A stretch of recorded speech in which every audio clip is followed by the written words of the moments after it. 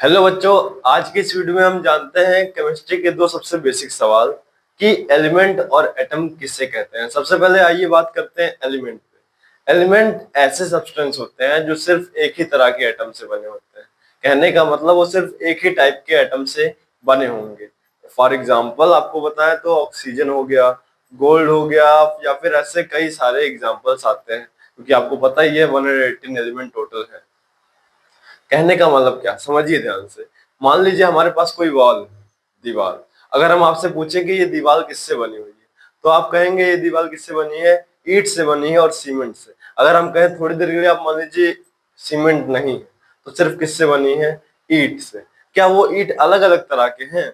नहीं, वो ईंट क्या है, सेम तरह के। और उस ईंट को मान लो एटम, तो सेम तरह के एटम हुए कि नहीं पूरी दीवार में। और सेम तरह के एटम जब मिलते हैं तो क्या बना लेता है, एलिमेंट बना। मतलब वो पूरी दीवार को आप एलिमेंट मानो और उस एक ईंट को क्या मानो, एटम मानो। उसी को कहते हैं एलिमेंट। कहने का मतलब फिर से डेफिनेशन आपको सुना दे रहे हैं इस पर इंग्लिश में। Element is the substance that is made up of same type of atom. Element वो सब्सटेंस है जो कि सेम टाइप ऑफ एटम से बने हुए हैं। आइए दूसरे नंबर पे हम जानते हैं कि एटम क्या होता है।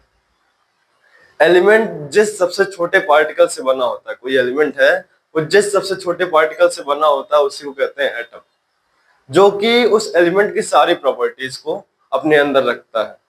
उस एलिमेंट की जो प्रॉपर्टीज होगी उस एटम की भी वही प्रॉपर्टी होगी। कहने का मतलब जैसे हमने आपको बताया ना कि ये दीवार है, दीवार बताया ना, दीवार को ही हमने क्या माना, एलिमेंट।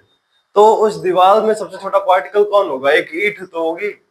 और उसी ईंट को हम क्या कहते हैं, एटम। मतलब वो सबसे छोटा पार्टिकल जिससे एक एलिमेंट बना हुआ है उसी को क्या कहते हैं, एटम। और याद रखने वाली बात क्या है कि उस एटम के अंदर वो सारी प्रॉपर्टीज होगी जो कि उस एलिमेंट के अंदर है।